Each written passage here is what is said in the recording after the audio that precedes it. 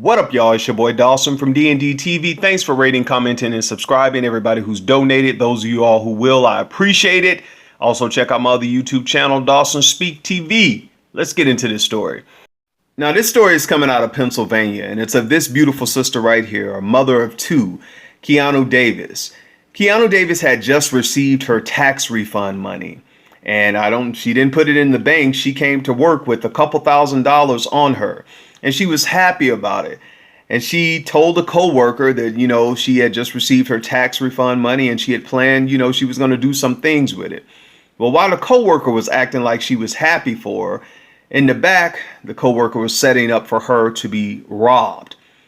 The coworker, this woman right here, called two of her friends and told them that Miss Keiauna Davis had a couple $1,000s on her and that they needed to handle that.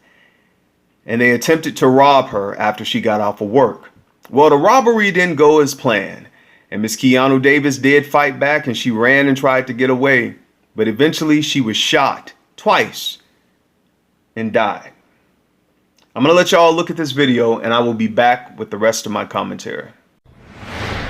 New details on a deadly shooting in Wilkinsburg. Police arrested 3 suspects in the murder of 27-year-old Keiauna Davis. She was shot while she walked on Laketon Road this week.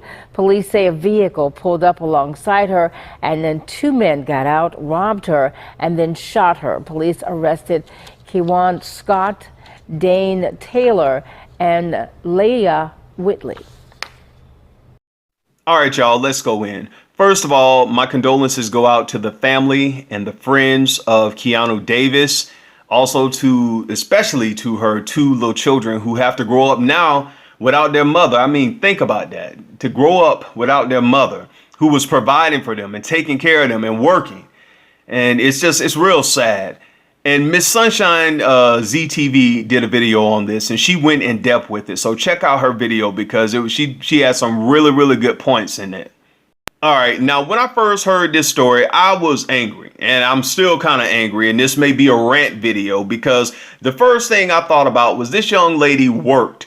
She worked the whole year, and her, like many of us, we expect our refund. And some of us have it planned. We're going on vacation. You're going to pay off the car. You're going to set it aside, put it in savings, do something with it. We already have things planned out that we're going to do with that. And then for some lowlives to come and try to rob you, and then it's very sad that she died, but I'm saying I'm telling y'all, I probably would have went out the same way, because that's how my mind is with stuff like that. I don't work all year for this. And I don't know why this young lady had a couple $1,000s on her. I would have put my money right in the bank. Matter of fact, it would have went right to the bank. That would have been me, but I don't know what her situation was, so I ain't here to judge. Because there are people who walk around, they have that Floyd Mayweather syndrome. People do walk around with a lot of cash.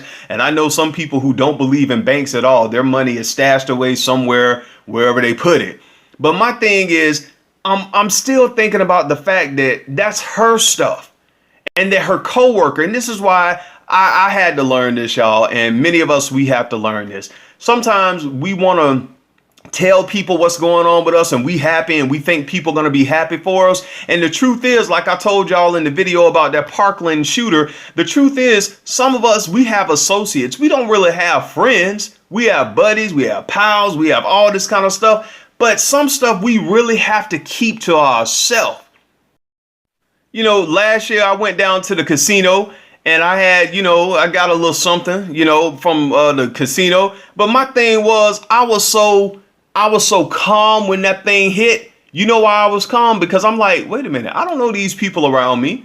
These people, they may be, you want, not they, but they really may be trying to set me up when I get in the parking lot. I was so calm. I got my ticket. I slid out my seat. I went there. It was like nothing even happened. And that's how some of us have to do. We have to collect ourselves inside ourselves. The stuff that you want to tell people that you're not going to get a good response from.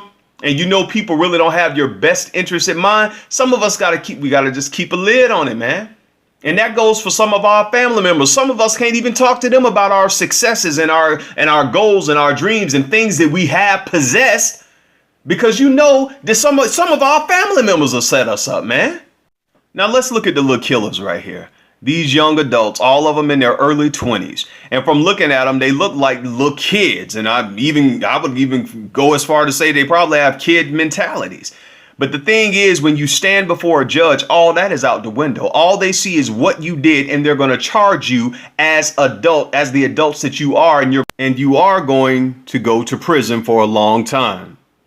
Let me also say this. Speaking of prison, let me say this. One thing I always tell my clients who are males, and I've told some of my cousins who've been in and out of prison too, is like, bruh, why do you keep going in and out of prison? I don't see why some man who loves women and love freedom just wants to commit crimes that's going to continue to land them back in prison, back in prison, back in prison. And when I'm looking at these young boys, you know, they're younger than me, and I'm sitting here and I'm thinking, dude, y'all life is basically gone. What y'all gonna do at being 21 and 23 in prison? Where's the protection there? See, they give y'all this, oh man, go serve time, man. It's gonna be okay, man. You knock off 15 years, 10, 20 years, 30. That's a long time. That's a long time. And I sometimes I don't even think, especially with the young people that I deal with, the young adults and some of the adults, I think people are under a spell, or some drugs, or it's a trance, because I'm just like, do y'all even think? Do you even take time to think about somebody called you and said, let's go rob this girl, let's set her up, and you got out the car with a gun? So right there, it's like, that's you down the road already, man. You didn't jump out the car and just like, snatch the purse from the girl or whatnot. It's almost like you got out the car with the gun knowing you were going to shoot her. Even if you say, I got out just trying to scare her, but it just went up. No, come on, bruh. That's all on you, bruh. All on all three of y'all.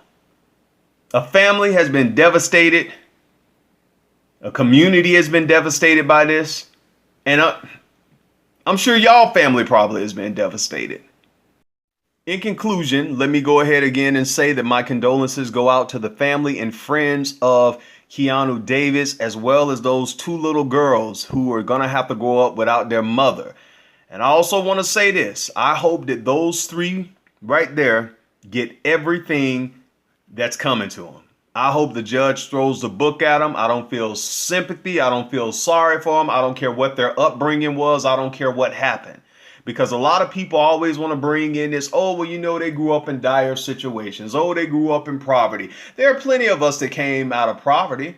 There are some of us still, we're still trying to climb to get where we need to be. But we're not out here robbing nobody. We're not out here plotting to kill somebody. So no, I don't feel sympathy for them. And I hope they get everything that's coming to them. Y'all let me know what you think about this video. Until next time, it's your guy Dawson. Take care of yourself and each other. Peace.